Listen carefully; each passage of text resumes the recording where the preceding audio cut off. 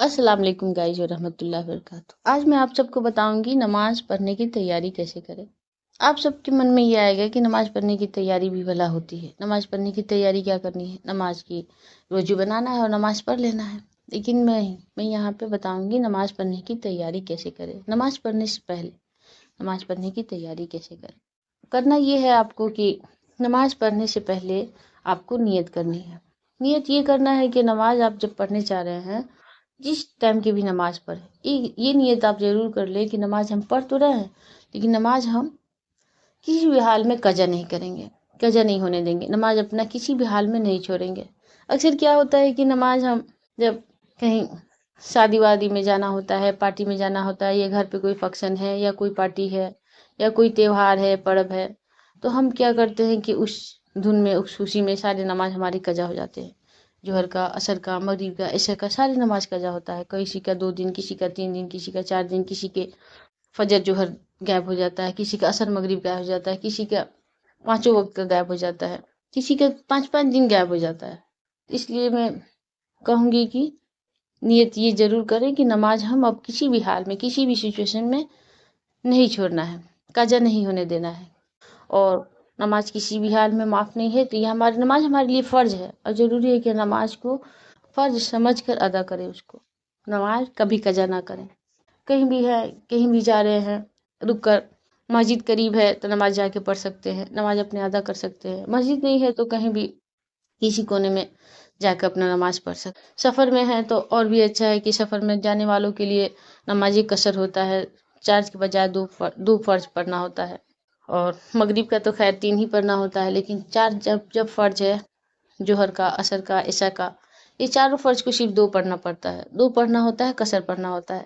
تو وہ تو قضا کرنا ہی بیوقوفی ہے، وہ تو بالکل بھی قضا نہیں کرنی چاہیے، کیونکہ 2 رکعت قصر پڑھنا ہی ہے، تو اس میں کیا قضا کرنا۔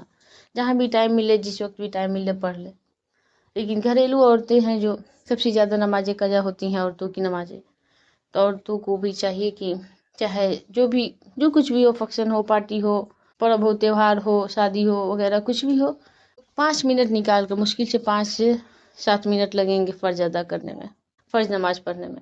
پھر سے 10 منٹ نکال کے وضو بنا کے اپنا جا کر، 10 منٹ نکلتے کتنے ٹائم لگتا ہے؟ بالکل بھی ٹائم نہیں لگتا، جائے وضو بنا کے اپنا نماز کسی کونے میں جا کے پڑھ لے، اور نیت اس کا پکا ارادہ کر لے، پکا نیت کر لے کہ نماز کو ہر سچویشن میں، ہر حال میں آپ پڑھیں گے، ادا کریں گے، قضا نہیں ہونے دیں گے، چھوڑیں گے نہیں، کیونکہ نماز معاف نہیں ہے، نماز کو ہر حال میں پڑھنا ہی پڑھنا ہے۔ اور نماز ہی ہماری آخرت میں کام آئے گی، ہماری دنیا میں بھی کام آتی ہے، دنیا میں بھی ہمیں نماز پڑھنے سے سکون ملتا ہے، خوشی ملتی ہے، راحت ملتی ہے۔ جب ہم نماز پڑھنے جاتے ہیں تو ساری ٹینشن، سارے ڈپریشن، سارے چیزوں سے نکل کے آرام سے اپنا نماز پڑھتے ہیں، نماز میں اللہ کو یاد کرتے ہیں، تو ہمیں سکون ملتا ہے، ہمیں خوشی ملتی ہے، ہمیں مسرت ملتی ہے۔ ہمارے نبی صلی اللہ علیہ وسلم کی آنکھوں کی ٹھنڈک تھی نماز، اس لیے ہمیں بھی نماز کو فرسٹ پرائیورٹی دینا ہے، کہ ہم اپنی نماز کو فرسٹ پرائیورٹی دیں، اس کو اچھے سے ادا کریں اور مکمل پڑھے، کبھی نہ چھوڑنے کا ارادہ کرے، کبھی نہ چھوڑنے کی نیت کرے، کبھی قضا نہ کرنے کی نیت کرے۔ تو یہ ہمارے لیے بہت ہی ثواب کا کام ہے، بہت ہی بڑی فضیلت ہے اس کا، ہمیں ثواب بھی بہت سارے ملیں گے، ہماری نماز بھی قضا ہونے سے بچ جائیں گے۔ اور آپ جب پیچھے مڑ کر دیکھیں گے تو آپ کا ایک بھی نماز قضا نہیں رہے گا، تو آپ کو بہت خوشی ہوگی اس بات کی کہ چلو ہماری نماز ایک بھی قضا نہیں ہوئی ہے، ہماری ساری نماز ادا ہو گئے ہیں۔ اس لیے نماز کو پورا پڑھیں گے، مکمل پڑھیں گے، اچھے سے پڑھیں گے۔ اور دوسری بات یہ ہے کہ سب سے ضروری اور امپورٹنٹ بات ہے کہ نماز کو آپ اچھے سے طریقے سے سیکھ لیں، نماز پڑھنے کا طریقہ اچھے طریقے سے سیکھ لیں۔ ہمیں نیت کیسے کرنی ہے، ہمیں سورہ کتنے پڑھنے ہیں، ہمیں کون کون سے سورہ کب پڑھنے ہیں، ہمیں رکوع کیسے کرنے ہیں، رکوع میں ہمیں کیا کیا پڑھنے ہیں، رکوع کے بعد کیسے اٹھنا ہے، اٹھنے کے بعد سے پھر سجدہ میں جانا ہے، سجدہ میں جانے سے پہلے کیا پڑھنا ہے، سجدہ میں جانے کے بعد کیا پڑھنا ہے، سجدہ میں کتنی بار تسبیح پڑھنی ہے، سجدہ سے اٹھنے کے بعد کیا پڑھنا ہے، سجدہ میں جانے کے بعد کیا پڑھنا ہے۔ اس سارے پراپر طریقے سے ہم نماز پڑھنے کا طریقہ سیکھ لیں۔ جن کو آتا ہے ان کے لیے تو اچھی بات ہے، جن کو نہیں آتا وہ پورا نماز پڑھنے کا طریقہ سیکھے، کیونکہ بہت سارے لوگوں کو نماز پڑھنے کا طریقہ نہیں آتا ہے، سورہ یاد نہیں ہے، دعا یاد نہیں ہے، درود یاد نہیں ہے۔ تو جن کو بھی یاد نہیں ہے وہ اچھے طریقے سے جا کے سرچ کر کے، کسی بھی ڈیوائس سے، کسی بھی پلیٹ فارم پہ جا کے سرچ کر کے سیکھیں، या किताब से सीखें या आप मोबाइल से सीखें, लेकिन नमाज़ पढ़ने का तरीका पूरा सीखें। और जो जो सूरह याद करनी है सारा सूरह याद कर ले, सारी दरूद दुआ याद कर ले। याद करने के बाद से नमाज़ पढ़ें तो नमाज़ पढ़ने का हमें बहुत ज़्यादा फ़ायदा भी होगा, बहुत ज़्यादा उसका सवाब होगा। हमें जिस तरह भी नमाज आता है पहले ज़माने की तरह याद नहीं है, मालूम नहीं है, कोई सूरह मालूम, उसे हम नमाज़ पढ़ रहे हैं, बताइए अगर हम नमाज़ पढ़े उसका कोई फ़ायदा ही नहीं हो, उसको कबूल ही नहीं हो अल्लाह के घर में, तो फिर क्या फ़ायदा हमें नमाज़ पढ़ने। इससे अच्छा है कि हम नमाज़ पढ़ने से पहले सारे नमाज का तरीका सीख लेंगे, अच्छे तरीके से नमाज़ पढ़ेंगे। मुकम्मल तरीके से सीखने के बाद से नमाज़ पढ़ेंगे तो उसकी बड़ी फजीलत होगी, बड़े सवाब होंगे और हमारी नमाज भी अल्लाह के यहाँ कबूल होंगे। इसलिए हम सबको चाहिए कि नमाज़ पढ़ने का तरीका ज़रूर अच्छे से सीख लें। सारी दुआ, सारे सूरह, सारे दरूद जो कुछ भी पढ़नी है पढ़ें। नमाज के बाद भी जो कुछ पढ़ा जाता है वो भी पढ़ लें।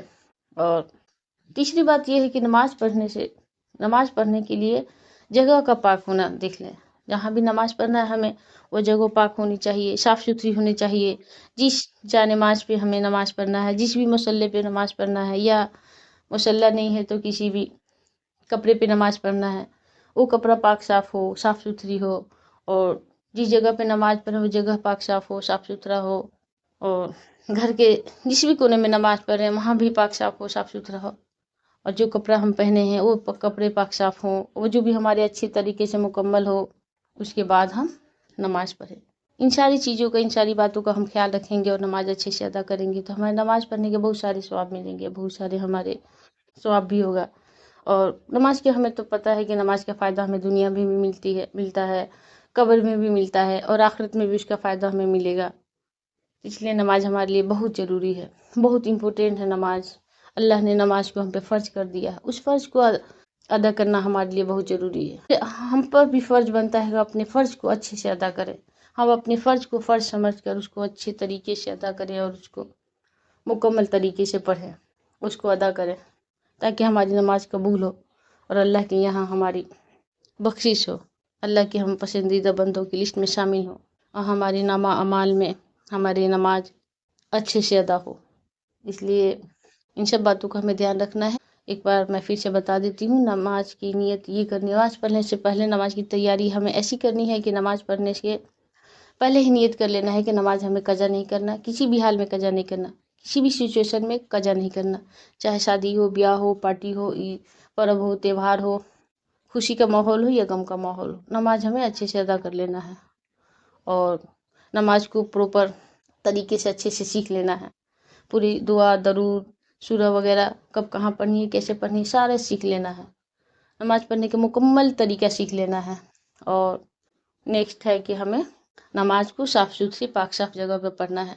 साफ़ सुथरा कपड़ा हो, पाक साफ़ जगह हो, मुसल्ला भी हमारा साफ़ सुथरा धुला धुलाया हो, उसके बाद हम अच्छे से नमाज अदा करें। ये हम नमाज इस तरीके से अच्छे से अदा करेंगे, पढ़ेंगे, इसका सवाब हमें बहुत मिलेगा और हमारी नमाज की सवाब भी बहुत हमें मिलेगी।